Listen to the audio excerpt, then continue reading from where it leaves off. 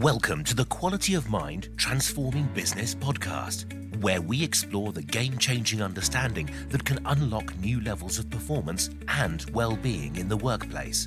If you want to be part of the new breed of leaders in business, if you're fed up with the conventional echo chamber, and if you want to be part of a revolution in human potential, then join us to discover the powerful resource that lives before our psychology. Hello and welcome to the Quality of Mind Transforming Business podcast series. So today, another conversation lined up, and this time with someone who's relatively new on my radar, but I've been following some of his LinkedIn posts. We've had a chat, and I think he's got a really nice take on the world, and we've got what I think will be a really relevant topic lined up, which we'll tell you more about in a moment. But firstly, Stephen Locke, welcome to the show. Hello, thank you. It's nice to be here. Brilliant. So, Stephen, first of all, could you give listeners just a minute or two on your background and I guess how come, we started talking? So just give people a bit of a flavor of you. Yeah, sure. So currently I'm working as a coach, executive senior leadership coach, specializing really in purpose-driven individuals and purpose-driven organizations. But I guess my most recent career is working in the National Institute for Health Research, where I've had senior leadership roles there, which has exposed me to a lot of interesting ways of managing and leading, leading across boundaries, all of that kind of stuff. And my career started out in the software industry, so a little bit varied. And I discovered you actually through your interview with Rupert Spira, which I think was about a year ago, something like that. And reached out because I thought I was the only coach at that point that was trying to blend these things together. And I discovered, actually, no, there's quite a few. Brilliant. Yeah. And it's always lovely to speak to someone who has got apologies for generalization here, everyone, a solid corporate background, who's then seen something different about the nature of who we are in reality and then wants to bring that back into that corporate arena, which is sort of where our topic's going today. So because I think you can then go from the, as I call it, the profound from the practical and the practical to the profound, because we don't want this conversation to be airy-fairy and not have any relevance. Quite the opposite. So that's lovely to have you on the show, Stephen. Thank you for your time.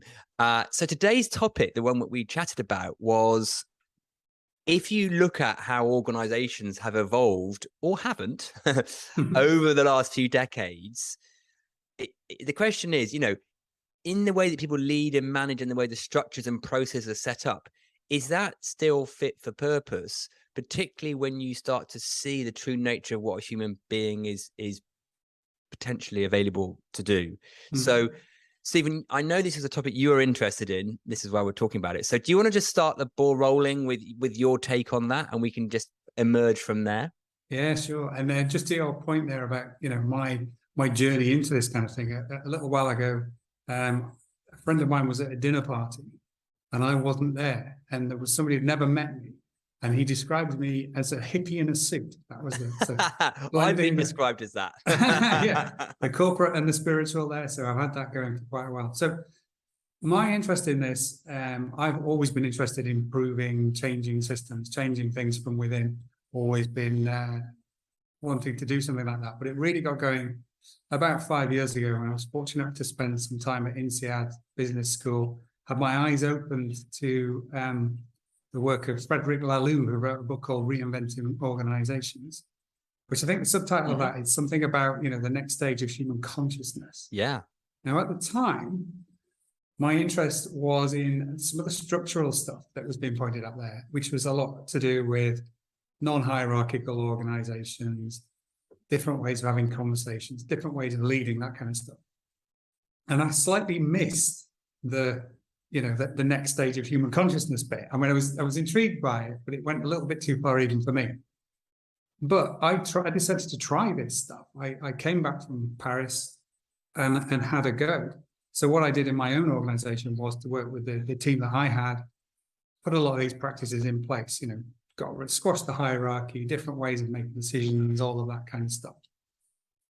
And through that process, I learned a lot about why are we doing things the way that we do them anyway, which I think is of interest. And really briefly, it helps to kind of just go back. Industrial Revolution, prior to that, there weren't really any big organizations around. Most people worked in a small business, you might call it. You know, they worked on a small holding, in a small shop or whatever. Maybe the church, maybe the army was big. And then we come and build these great big factories. And suddenly we have this huge need for unskilled labor. And we need to organize them. So this new class of people emerged called overseers to begin with, and then maybe managers and leaders and that kind of stuff following later on. But a lot of the thinking from that period has stayed with us till today. So, you know, some of the terms, the words that we use. So we talk about managers having grip. That literally comes from a factory where the person in charge of the machine gripped the lever and pulled it to make things happen. Yeah. And there was a mindset there, which started to be codified in the early 1900s, that people were like units in a machine. And that's how a lot of early management theory developed, that you had this machine called the factory, a machine called an organization, full of parts called people.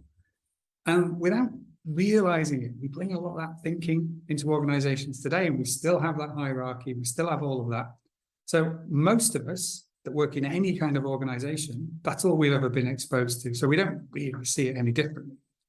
Now, in my case, I had this awakening to the way, you know, you might be able to structure things and do things differently. And then a second one, which happened to me during lockdown when, you know, we were all kind of stuck at home, and went a bit deeper on the yoga and the meditation. And that's when I discovered the work of Rupert Spira, non-duality, non-dual thinking, and so on. And it made, well, it is sense, isn't it? That's why I say it made sense to me. It revealed sense to me is maybe a different way of putting it.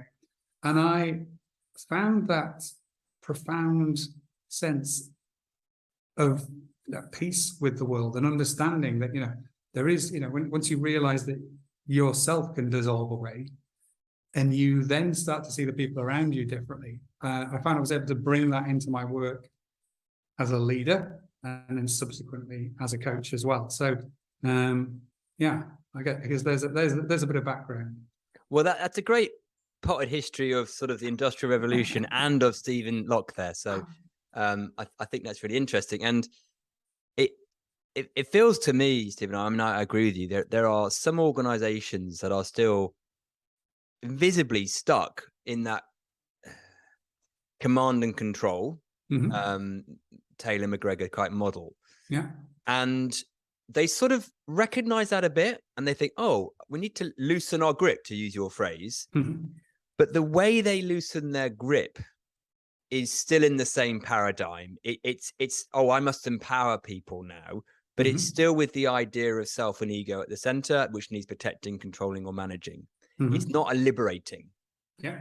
Which is very different to an empowering. I mean, I think empowering is kind of command and control plus, sometimes reluctantly. And then, but what we're talking about is something a little, not a little different, possibly a lot different. Yeah. Now, here's the interesting thing for me. I'd love to get your view on this. If you try and explain to people about this idea of liberating, that people have got a lot more potential, you don't need all the structures and the controls and the processes, yet they haven't had the second insight that you had about the nature of the reality in itself, it's really quite difficult for them to see it. So that's why in my work, I start with the realization about the human nature first, then look at what does that mean for your organizations, your structures. So what's your take on that? I love your approach, and I think it's fantastic. Mine's slightly different. And I think I was thinking about this morning, but why is that? There are clients on occasion, we'll just talk about the coaching side. There are clients who do come to me because they're aware, you know, some of the stuff that I share and talk about. They're interested in the non-dual thinking side of it, and we can do some early work there, you know, and that's great. But for me, that's actually relatively rare. What they get is the sort of sense that, hold on, this guy's, there's something a bit funny about him. I'm not quite sure what it is. But what I've realized is that I have, in a certain kind of world, a credibility as somebody who has been quite a visible leader for quite a long time, who's saying something different. And I started to realize over the last couple of days when thinking about this podcast, it's almost like, you know, a salesperson might talk about a funnel. you know, that you, and I think I'm a little bit further up the funnel of bringing people towards this understanding. And if the way that I sort of see my role is that it's like a bridge that I spent so long in the pure kind of Taylor kind of paradigm, and then quite a really long time in a period where I was doing, like I said, the halfway thing, doing the empowering thing, doing that, and having some success. You know, it does liberate people, it liberates conversations, but it doesn't help people on that next step, that next stage. And right now, for me at the moment, I feel like what I can most usefully do in this world that we move in is to signpost people towards people like yourself, you know, or Rupert, or whoever it might be, towards that understanding. But I give them a bit of confidence because I can speak I can speak both languages and translate between the two. Yeah, that making sense? It totally does, and I, you know, to be fair, I do some of that as well myself, because you kind of have to, unless you've got someone who's truly already, horrible phrase here, but awake. That you're going to have to meet people where they're at and talk the corporate, and I actually quite enjoy that piece if I know where I'm going to end up, right? So because it's because I think for me, anything about non-duality or spirituality that doesn't then come back into life is a nice philosophical Sunday afternoon thing, but it's not. If we want people to see more about the power of what we're talking about, it's got to be every day. It's got to be democratized. It's got to be real world, all those sort of words. So I think it's incredibly powerful to do what you can do, which is sort of sit, understanding both paradigms. And I would agree with you.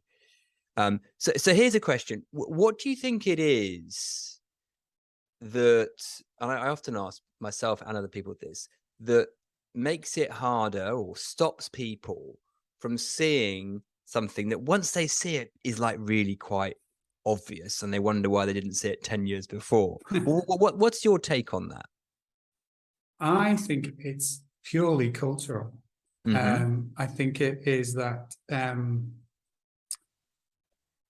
you know, I don't specialize in history, but I do take a bit of interest in the journey that our culture has taken, and comparing that to cultures in the East, say. And I heard a teacher some time ago saying that, you know, something you need to be aware of is the last 400 or 500 years, the West, broadly speaking, has gone really deep on industry, gone really deep on structures and systems and processes, and you know, we can fix anything that way. And maybe in the East, they've spent a bit more time exploring you know, spiritual side of life and understanding that. And that there's a blend that's beginning to happen. We're beginning to learn from each other in a way that we weren't able to at scale before. And there's a really interesting situation there, I think, because I was working with somebody just this week who, you know, to use that phrase, it's a terrible phrase, isn't it? But that awakened thing, probably on the cusp, getting there. And when you're watching it happening, it's fascinating, because I remember myself and think, well, I knew this didn't feel right. I knew it didn't feel natural, but nobody around me, nobody that I grew up with, nobody that ever spoke to me of these matters, you know, nobody discussed it with me. And now I realize that actually I'm surrounded by people that could have helped me on this journey. You know, I have a lovely friend. She said, it's really interesting. She said, I wondered what would have happened to you if you'd grown up in a spiritual tradition. And I actually think I'm quite glad that I didn't, because I was able, you know, it's a shame to find it, you know, nearly 50 and you're beginning to find these things and to do something with them. But it also gives me an opportunity to explain them in a different way. And I think back to myself just 2 or 3 years ago. I think, well, I might have been open to it, but would I have trusted it? Possibly not. So, you know, a hippie in a suit is quite helpful in that. Yeah, and I think it's just to help listeners who are tracking this, because the words here are so unhelpful, aren't they? Because spiritual, awake, whatever you mean, they are so loaded. And I had no idea what spiritual really meant, and I still don't really. And I think it's unhelpful. And I kind of contemplated it about 30 years ago and thought, no, not for me. But I didn't know what it was.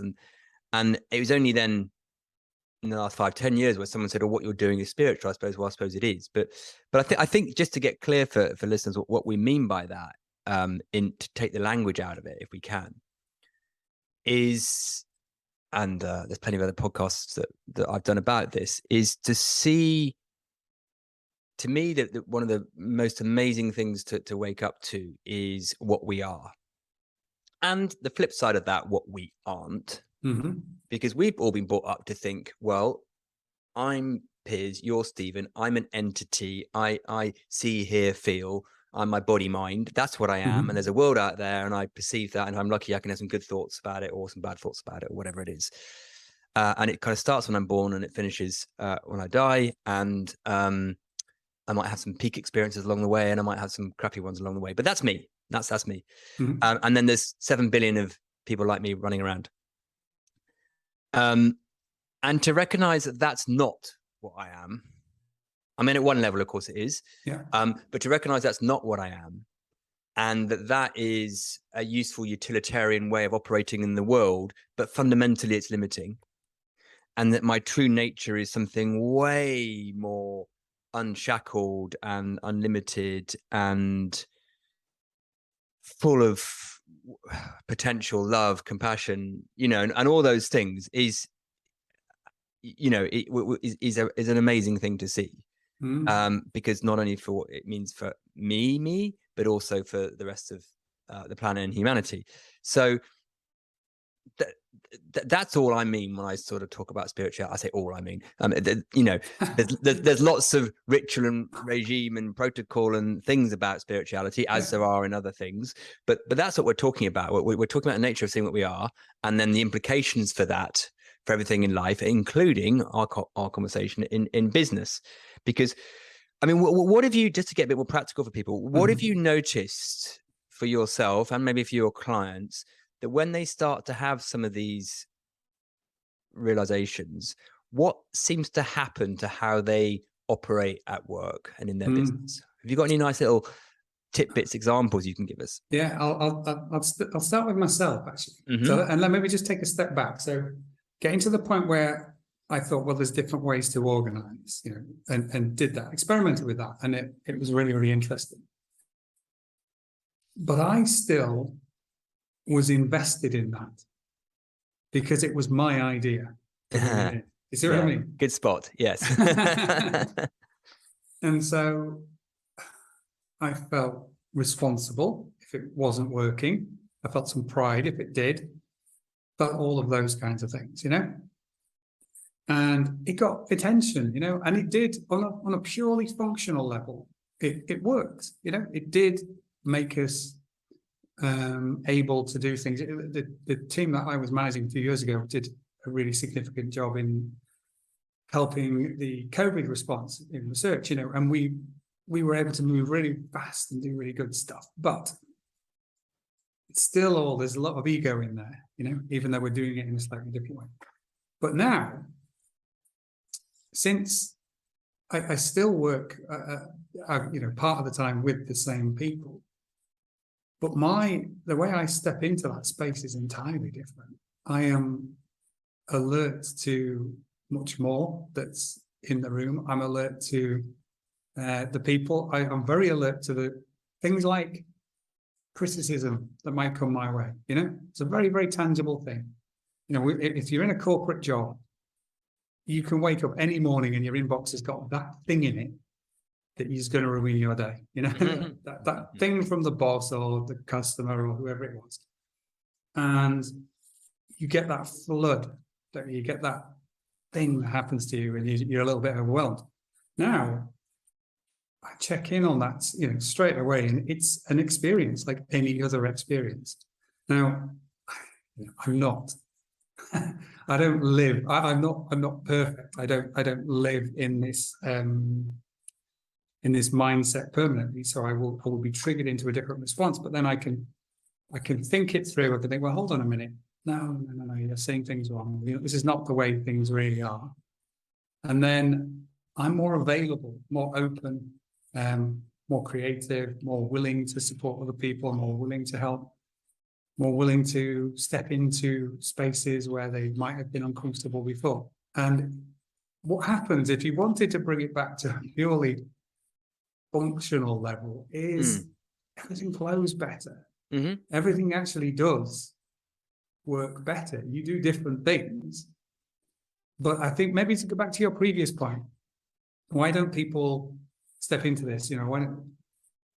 I think there's a fear that you lose something, that you lose control, or you lose the capacity to get things done, or whatever it might be.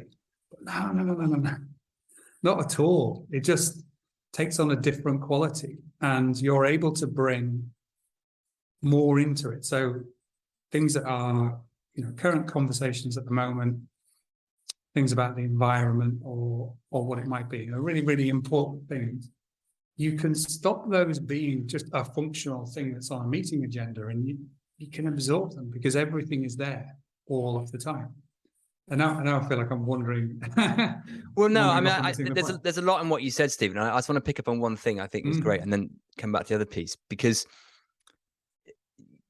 you were saying that why people don't necessarily always jump into this is because they might fear they lose something. And I think that's a really, really good point, because a lot of us were brought up, me included, to think that the reason I'm managed to be where I am in life, which is okay, I'm alive, I'm surviving, and even thriving, right, is because of my smarts, my effort, my willpower, my mental capacity to be able to think things through and grind and being on the ball and all that stuff, and the fact that I've been alert to what's going on and haven't just wafted around the place like a leaf in the wind.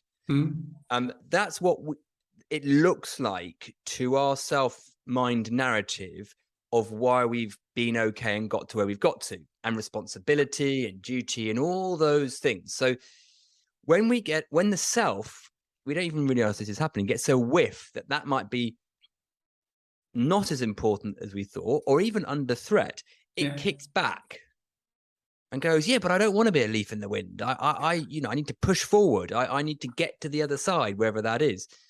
So if you halfway hear this, you get stuck in this, what would happen? I would just become more relaxed, but I would be really not very effective. And they like the bit of being more relaxed, but they don't like the idea of not being effective. Now, what you've pointed to, and anyone who's been through this process will know, you don't lose that get up and go and the ability to operate in the world. Actually, you get better at it, right? Because you sail, not row. And your ability to be resilient, to be creative, to be inspirational, to feel inspired, to bounce forward goes up. And you get to feel more relaxed and at ease. I mean, it's too good to be true, I think, for some people. I do think that's another consideration. I think some people think, really? All of that? So it's losing something, I think, is a really interesting thing, because the thing that we think we're losing is the thing that doesn't want to lose. But we don't need that. I think one of the great things that made this become resonant for me was that understanding about, I'm going to use the word happiness, but I probably mean contentment, really. Where does that live? Where is it? And we think, I'll be as guilty of this as anybody, we think it's in, if I get this next job, or I get a certain salary, or I get a car, or whatever it might be, or, we were just talking about running before, if I can run a certain distance or a certain speed or whatever, then that will make me happy. And we think that contentment, that happiness lives in that object or that experience or that attainment or that status or whatever it might be. And we get there, and often there is that moment of, it's a beautiful car, and I'm going to go out for a drive, and it's lovely. You come back and it's not quite as shiny as it was. You polish it a little bit, and then within a week, okay, it's still a beautiful car, but it's faded, it's gone. But we don't question what's going on there. What is that? And the part of this understanding that I think really got me going was to realize that, well, the happiness or the contentment, whatever that is inside me, and it's there all the time, or it's available to me at any moment. There's probably a better way of putting it. And it's not in that object. It's just possibly that, briefly it drew a bit more of that out of me, or made me more aware of it. And once I started to realize, well, hold on a minute, then that's not the case. My next fear was, if that's not the case, then I won't strive for anything, I won't try. And the opposite has been the case. Since I got this understanding, I have, achieved, running a really long way that I didn't think was possible. I've launched a business. I've done all sorts of things and had another job. I have 4 children. I have spent more time with them. I have, been more available for friends and colleagues, all of that, everything. There's more abundance of everything. And I'm still setting myself goals, but I am doing it with an intention to explore, just to see what is this experience? What is it? And enjoy it. And what I'm finding is that actually you get more of those sort of like measures of success, but I'm not really very invested in them. It doesn't matter. Isn't that fascinating? And because what I'm hearing you say, Stephen, is you're enjoying the journey, not really the destinations, whatever, but the measures of success that used to probably be a destination are just coming along anyway. Yeah. Now, if an alien was listening to this conversation about the human condition, they'd go, "Oh, well, that's interesting. So why are they all running around striving in the rat race and on the hamster wheel if it seems to work a different way?" And that's, it's just another way of saying what we were saying earlier. Yeah. So if we kind of summarize it now, just to sort of take stock and then go forward from there, we've got organizations that have grown up in a different era that saw people as kind of carbon units or something like a machine to be used, right? And then these modern businesses are trying to use it in the same way, or they've slightly evolved, but they're still really clinging on to the idea of self as the epicenter and then trying to just empower people. We've got culturally that there's been what I would call a deification of the ego over the last few decades, where it's all about me, social media, me, how can I look good? How can I do this? Humility seems to have disappeared or is a fake woke humility. Yeah. And the self being put center stage and then some. So you put that what's going on in society and culture, you put what's going on in organizations, and you get to where we got to. Now, on the other side, there's a fascinating thing also happening that you and I are seeing. Admittedly, it's our own echo chamber at one level. But as you said, I'm just seeing more and more people. There's people going, is this it? This can't be really right. That there's an itchiness. There's like hang on a minute. And it often doesn't take much seeing in this direction for people to go, wow, there is a different way. There's something about that.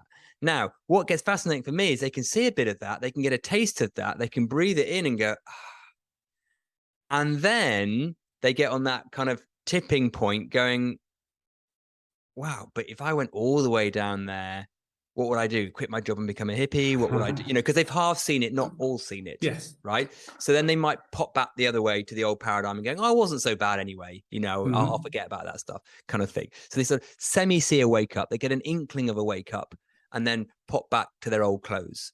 Yeah.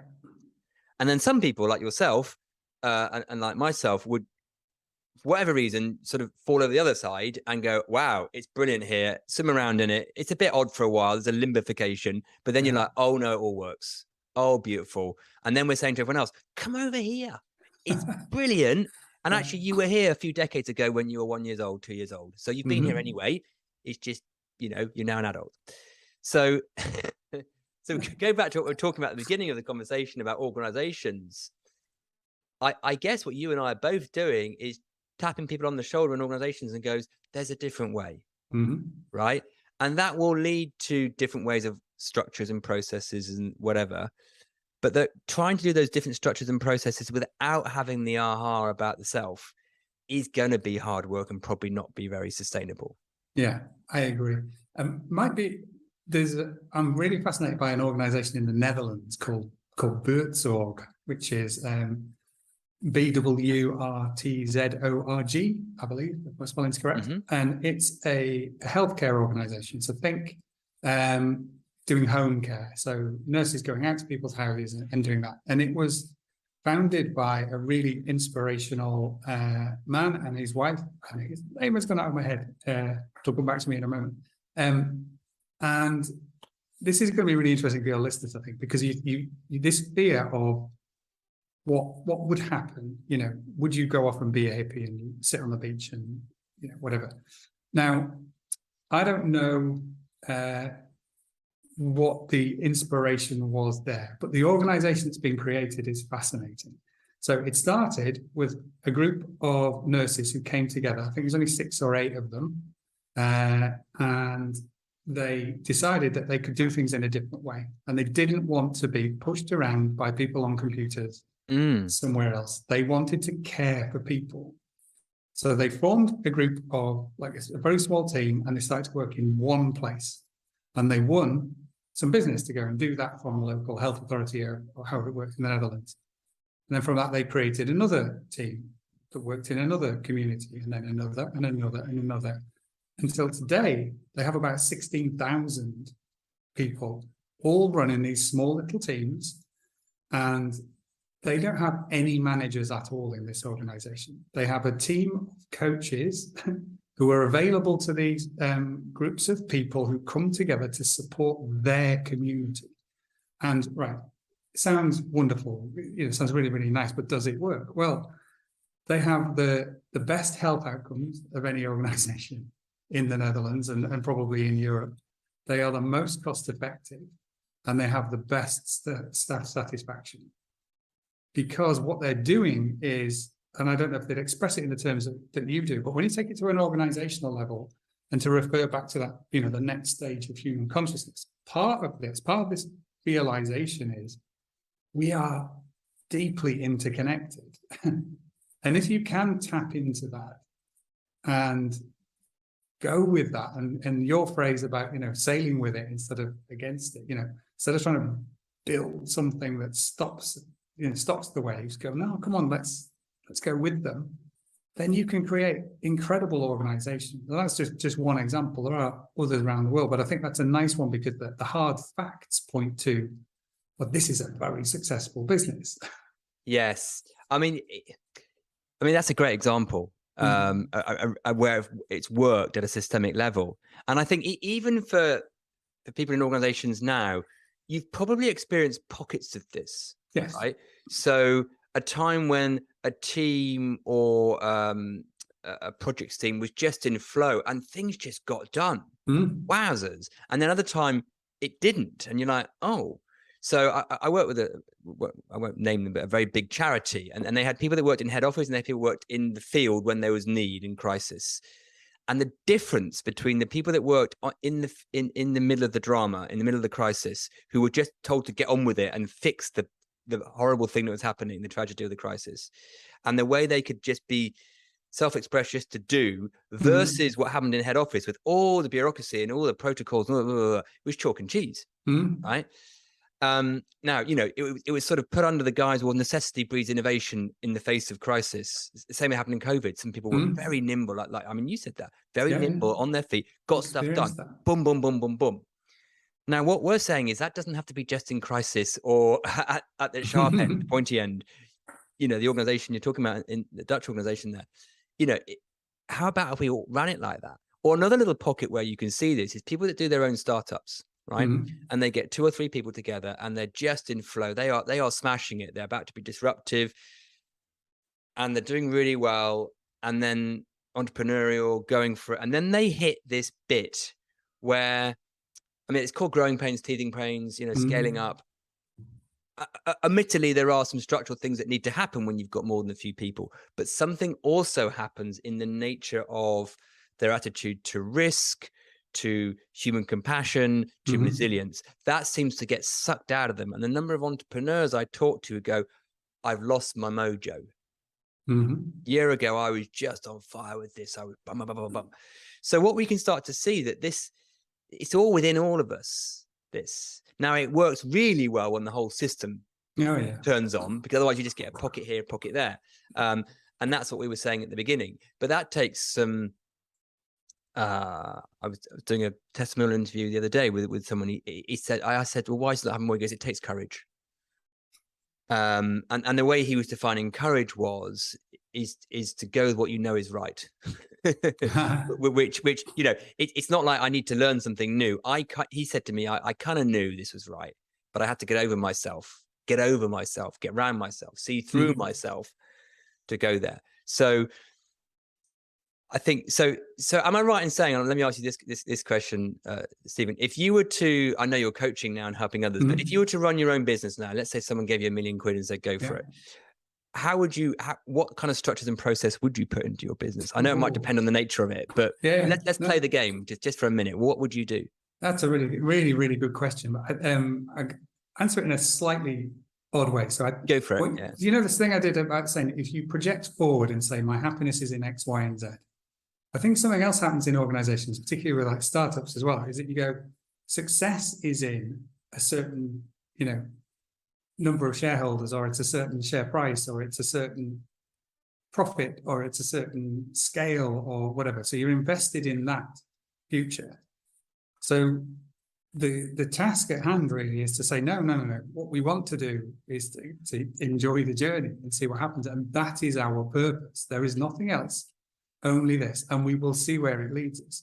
Now, I trust, so if you, to your specific question, I think I would have to, there's a couple of tactical things. So I've worked with this for quite a few years and realizing that, is it not my realization, but the idea of the two pizza rule, or the IKEA table rule, where if you more than 8 people in a group, you can't know enough about what each other's doing, and you need to start putting structures in place. Yes. So on a really simple level, what I do is, if a meeting's got more than 6 or 8 people in it, there's too many. Yeah. So split it. If the team's got more, split it. So that's the way that I would be looking to do things. I'd be saying, well, in the beginning, we've got 2, 3. If we're going to get to 8, then actually maybe we need 2 teams and we need to do some different things. And then we need to have conversations about just how we stay in touch with one another. But not get too fixed on the goal. Maybe have shorter term things and check in on other stuff, like, are we happy? Are we enjoying this? Are we in flow? Is it, and then just talk about those things. Make those what if you're going to have a weekly stand-up or whatever it is, talk about those issues. Don't talk about, did we, hit a certain profit or whatever. And I'm aware that that sounds like impossible if you, if you've got this kind of shareholder perspective where you must do that. But I think actually that can be a problem as well, that the need to satisfy shareholders and their expectations, and we need to get that understanding to them as well. But there are other ways of organizing, other ways of doing things. I don't want to sound like I'm critical of that whole model entirely. I just think it puts incentives in place and a bit of distance between the people who might be in that flow state and doing things that would be productive and would make profit, and the people, maybe somewhere else in a different country who are investing in it. I think we break down those barriers as well. I think that's an interesting thing, isn't it? Because I think what you're saying, the way I describe it, is that when when you're aligned to that way, profit becomes a symptom. Yes. Rather than the goal. Now, some people go, well, without having a goal, surely we wouldn't make any. Well, no, because you have to have an overall purpose of what you're trying to do. Either you're a for-profit or you're not for-profit. So that being established, checking in on people's level of quality of mind or aperture, which in my language is saying what you're saying, that's the only thing you check in on, because everything else comes from that. Yes. Now, there needs to be a little bit of alignment with your stakeholders and your sponsors to go, well, what were you expecting? Now, as long as you start off in the right place together and you don't become divergent on that, they should be tracking the same metric as you, right? Absolutely. And an investor, and the number of times I've seen it with scale up, private equities or whatever, they start in the right place. Then after 18 months, they get nervous. So they then helicopter someone in to start to micromanage the business, which sucks the joy and the aperture out of the operational team. And before I know it, the thing they were afraid of has happened. Yeah. They don't realize their part in that. Yeah. They can't see that because, you know, all they think is, well, if it's not going right, would dive in and micromanage. So I think there's a whole, when it comes to purpose-led investing or investors, they have to see it as well. Otherwise, you're going to get that contradiction and that tug of war. So, okay. So, Stephen, if just to sort of maybe try and bring this to a conclusion or a succinctness or put a bow on it, two questions. It might have exactly the same answer. If you were giving some advice to a coach now, what would you say? And if you were giving advice to a business leader now, just the 30-second version, what would you say? It's start with your values, I think. Now, and the reason I say that is because I think I do work directly in this space, do go, you know, down the non-dual path and help people to do that. But most people are not quite ready there. So I tend to get there in session 2 or session 3. Not straight. Okay, yeah. So I start with values and go really deep on that, because I think when people question that and you help them to do it, and they come back with a list of deeply held values or principles about what they believe in life, and then you say, well, let's work from there, then what happens is you actually unlock a lot of these things. You don't maybe get the kind of, I know we hate the word, but, you know, the awakening part. But you create the conditions where they're ready for that. And what I find myself is that, you know, if you are living true to the values that you are clear on in your own mind, then loads of micro decisions become easier. You know what to do in a moment because you're very clear about your values, and then that, you know, like I say, just creates the conditions, makes it a little bit easier to go down this path. It's interesting you say that, because when I was coaching, you know, probably, I don't know, 15 years ago, I would do a lot of work around values, and I really enjoyed the conversation. And then I was reflecting as I sort of evolved into this way, well, what's the role of values in that? And what I started to see is the emergent nature of values, right? So you know, you said, oh, little decisions have become easier to make. Yeah. I think when you are seamlessly operating from values, there's an obviousness to what to say yes to and what to say no to. It's just like, oh yeah. Right. Now, if you reverse engineer that, you can get, oh, because it fits in my value of fairness or my value of contributing to society. Yeah. The conceptual mind can reverse engineer that. And therefore, the idea that it comes, so I think values are very important as long as you know which way around it comes. If you know what I mean. Yeah. So the thingification, the conceptualization, the labeling of the value is what the conceptual mind talks about when it's rationalizing why something happened in flow and obviousness. Yeah. I agree. And what I'm talking about actually is, well, you know, don't you? If you've not experienced it, when you're in a coaching conversation and somebody holds that space for you, and I'm sure you've been through coaching, I've been coached, you know, and you're in that space. If the person that's holding that for you is also guiding you subtly in this direction, then those values are not going to be hallmarks values. No criticism to hallmark, but they're not going to be things picked off post-it notes. They are going to be tapping into everything that we're talking about. Right. And if it's that, then you can start to act in a different way, and you can't really explain it.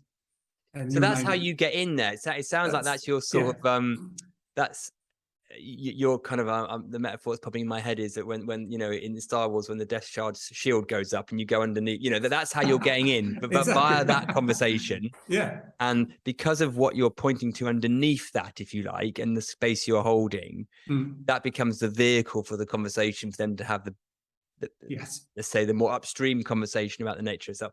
Well, that's fascinating. That's a really interesting way of going in like that. Quickly, what tends to happen, I find as well, is, you know, pure coaching, you're not advice giving, are you? You are, that's what it is. However, what happens over and over and over again with this approach is, you know, people want to work with me because they, you know, either it's a credibility thing or it's to do with this there's something slightly left field about this guy who's coach, but he's not quite like the other ones. What is it? One of those two ways in, and then at some point they start to realize that they are settling into themselves and they are getting more comfortable with themselves, and then they turn it back on me and they go, "How do you do this?" And that's when the door is open. Nice. That's a really neat. I think that's such a neat way of describing it, the way you just said that, because people start to get a little reflective to start with because of where you're pointing them, and then they, in that reflective place, they're more open for new ideas to be fertile for them. So I totally get that. Neat, very neat. So Stephen, we sort of got to the end of time, but I want to suggest, and I'm assuming you'd be open for this, that if I put your details in the show notes and everything, if anyone wants to check out what you talk about on LinkedIn, all that kind of stuff, and I know you're a really great, prolific, regular contributor to things like that, so plenty of stuff for people to get curious about, and that might start getting people to ask a different quality of question about that to let's call it the norm. Are you open for people to contact you and things? Absolutely, yeah. I'm always happy to talk. One of my stock phrases is everything's connected. So let's just see what connections it brings. It's fine. I'd love to hear from people. And serendipity and synchronicity is how things happen. That's why we're talking. Exactly. Yes. So who knows exactly what will happen? As we said, listeners, this is never a linear thing. Just sit with it, play back what works for you, and then just see where you go. So Stephen, a big thank you from me for giving it a bit of your day to come and chat. I think there's been some nice little nuggets and gems in there that I hope people get curious about. So thank you so much for coming on. No, thank you very much. I've enjoyed it. Brilliant. Well, listeners, as usual, have fun being curious, and check you next time. If you enjoyed listening to this podcast and want to know more, check out our website at qualityofmind.biz, and also feel free to reach out and leave us a review or a comment. Until next time, have fun being curious.